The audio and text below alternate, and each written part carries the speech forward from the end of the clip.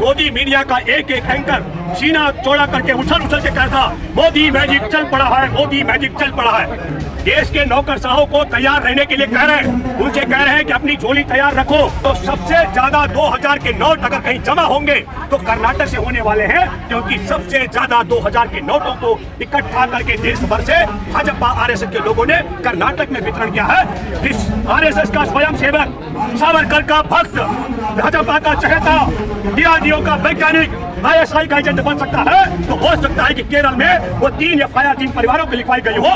अगर ईमानदारी के साथ जांच होगी तो मैं ये कह सकता हूँ, हो सकता है वो संत परिवार जुड़ी हुई हो। तो नोटबंदी का देखिए, इसको आपको समझना चाहिए। जिस समय ये नए नोट की बात आई थी, 500 और 1000 रुपए की नोटबंदी की बात आई थी, तब हमारे देश के माननीय प्रधानमंत्री जी ने एक बड़ा दावा किया था, देश में आतंकवाद का खात्मा। जैसे भारत में नोट होने से आतंकवाद होता हो तो वो नोटों की प्रचलन बंद कर रहे थे, 500 और 1000 का नोट होने से पुराना वाला तो आतंकवाद कायम था। फिर उन्होंने ये भी कहा कि काले धन का भी प्रचलन बंद हो जाएगा। आप समझ रहे हैं, नकली नोटों का प्रचलन बंद हो जाएगा, काले धन पर विराम लग जाएगा।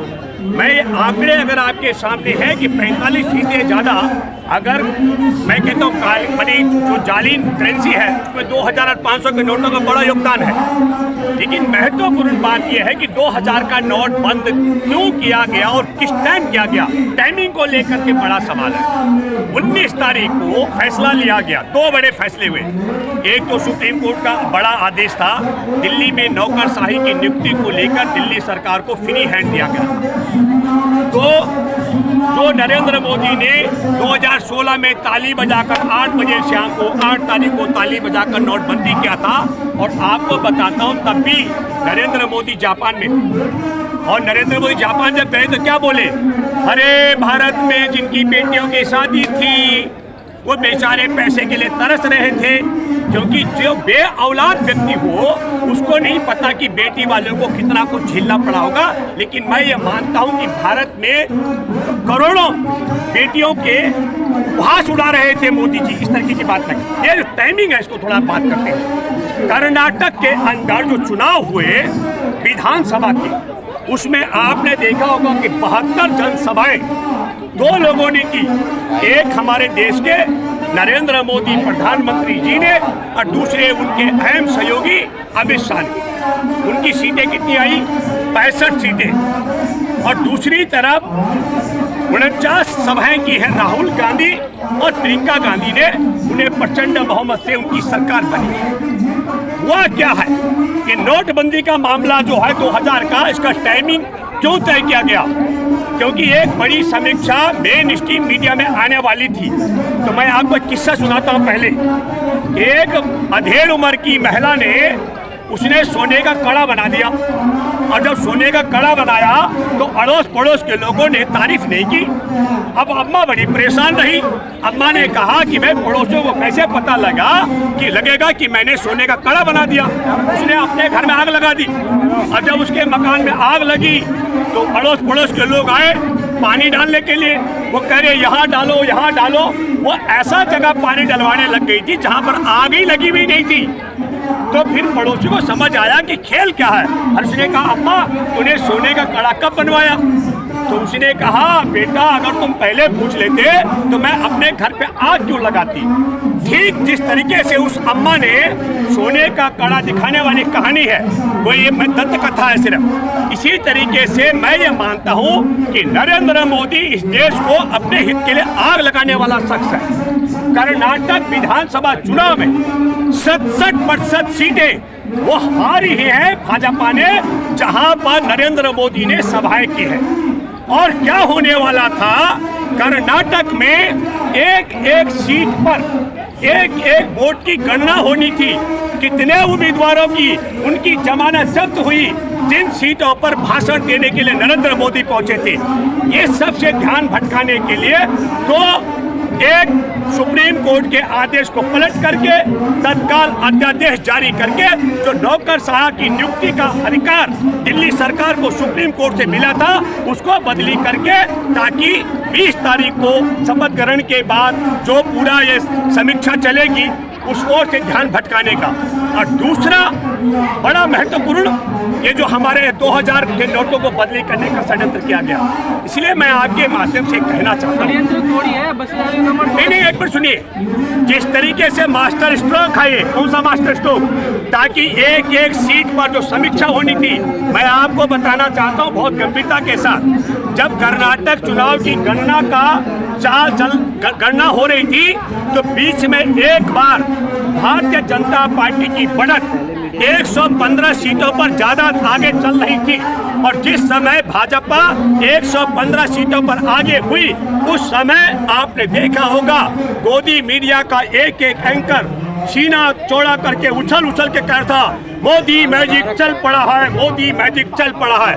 और जैसे आपने समझा रिजल्ट आए, सुनिए, जब रिजल्ट आए और धराशायी हुआ, और यह आप समझ लो, और जब नरेंद्र मोदी की पूरे, एक और मैं आपको बता दूं, एक और ऑडियो आप सुन रहे होंगे, आरएसएस के लोग देश के नौकरशाहों को तैयार रहने के लिए कह रहे हैं, उनसे कह रहे हैं कि अपनी झोली तैयार रखो, कर्नाटक में जो है हंग असेंबली आने वाली है, हमको विधायकों की खरीद फरोख्त करनी है और उसके लिए हमें पैसा जुटाना है, इसलिए उसके लिए आप अभी से तैयार हो जाओ।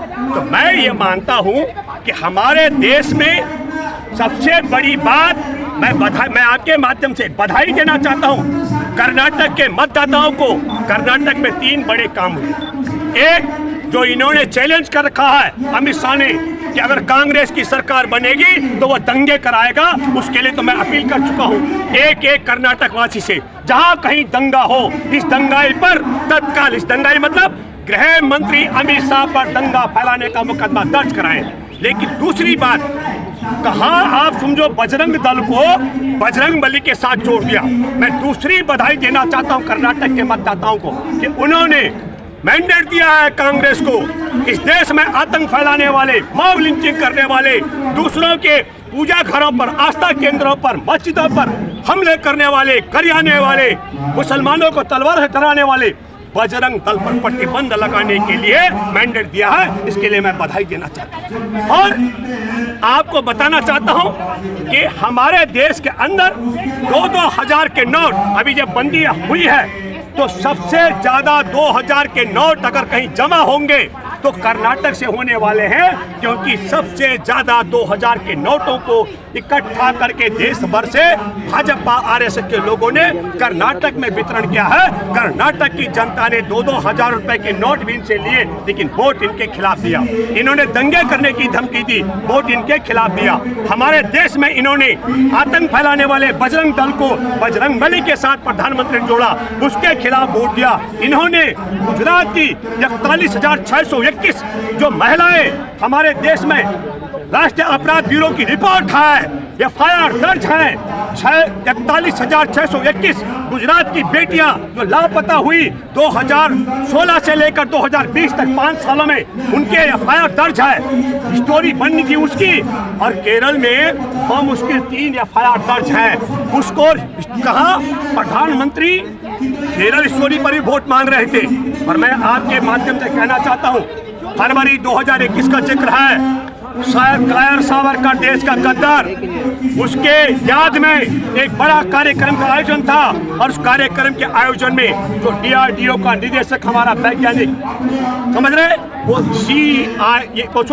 आईएसआई का एजेंट है, पटेल की मैं बात कर रहा हूँ। अब आप समझ लो कि आरएसएस का स्वयं सेवक, सावरकर का भक्त, भाजपा का चहेता, डीआरडीओ का वैज्ञानिक आईएसआई का एजेंट बन सकता है, तो हो सकता है कि केरल में वो 3 एफआईआर जिन परिवारों को लिखवाई गई हो, अगर ईमानदारी के साथ जांच होगी तो मैं ये कह सकता हूँ, हो सकता है वो संघ परिवार जुड़ी हुई हो। लेकिन एक और बात, पूरे संसार के अंदर स्वास्थ्य सेवा कर्मी अगर किसी राज्य की बेटियां हैं तो केरल की बेटियां हैं। इस नालायक ने हमारे देश के एक राज्य के पूरे केरल को बदनाम करने के लिए, केरल की बेटियों को बदनाम करने के लिए, आज 600 फिल्म हॉल है केरल के अंदर, और 600 फिल्म हॉल में से मात्र 11 फिल्म हॉल में ये इनकी केरल स्टोरी चली। और आपके माध्यम से, मैं मोदी नहीं हूँ, भूपेंद्र रावत हूँ, जो बोलता हूँ डंके की चोट पर बोलता हूँ, जानकारी लेकर बोलता हूँ। एक शो चले, सिर्फ एक शो, 4 शो के लिए दर्शक नहीं मिले इनको। अब आप समझ लीजिएगा, देश के अंधभक्तों, मूर्ख भक्तों, वो जो इनके साथ इनके समर्थक हैं वो इतने नालायक हैं, वो मान गए कि सावरकर जेल में बंद था आजादी की जंग में, पर वहाँ अंग्रेजों की मुखबिरी करने के लिए एक कबूतर, सॉरी उनका बुलबुल था अंग्रेजों का, वो बुलबुल की पीठ पे बैठ करके और मुखबिरी करने के लिए भारत भ्रमण करता था और अंधभक्त मान गए। जबकि ये इनका जिनके ये अंधभक्त है मोदी, उसने हमारे देश में जब देश की अर्थव्यवस्था रसातल में थी, करोड़ों लोग बेरोजगारी पर थे, रहने के लिए महल बनाया और विश्व भ्रमण के लिए 16,000 करोड़ के जहाज लिए। तो जब बुलबुल पर सावरकर घूम सकता था तो इस नालायक से कोई पूछ नहीं रहा है, तो 16,000 करोड़ का जहाज काहे खरीद दिया भैया। और फिर जब 41,621, मैं नरेंद्र मोदी को चैलेंज के साथ कह रहा हूं, 41,621 गुजराती बेटियों की एक की FIR मैं दर्ज कर सकता हूं। मैं चुनौती देता हूं मोदी, तुम संसद के अंदर कहो, नए संसद भवन के परिसर में कहो, जंतर मंतर पर कहो, मीडिया के समक्ष कहो, मैं चैलेंज करता हूं, मैं तो 41,621 FIR भेज सकता हूं, आपको दिखा सकता हूं। अरे आप 401 FIR दिखा दो भैया, 30,000 का दावा करते हो। इसलिए मैं आपके माध्यम से कहना चाहता हूं, 2000 की नोटबंदी का मामला इनका मास्टर स्ट्रोक है 4-5 मुद्दों से ध्यान भटकाने का, कर्नाटक में नरेंद्र मोदी की करारी हार से ध्यान भटकाने का। हिंडनबर्ग की रिपोर्ट, भारत में हमारे देश का अदानी चीन के चांगचुंग लिंग का यार है और जिसके साथ हमारे देश के बंदरगाह, हमारे देश का एयरपोर्ट। सवाल सुनिए जी, जनता तो खुश है, लेकिन कौन सी जनता? मीडिया में चल रहा है। एक बात जो आपने कहा भैया, जनता अगर खुश होती तो 2-2 हजार की गड्डियां लेकर के, दंगे की धमकी लेकर के जो इन्होंने कहा, जिन्होंने विभाजन करने की बात की, तो काहे कर्नाटक की जनता ने इन्हें हरा दिया भैया? अगर जनता खुश है तो उसके बाद ही तो बंद हुआ 2000 के नोट। हमारे देश के अंदर आजादी की जंग में शामिल सावरकर ने माफी मांगी।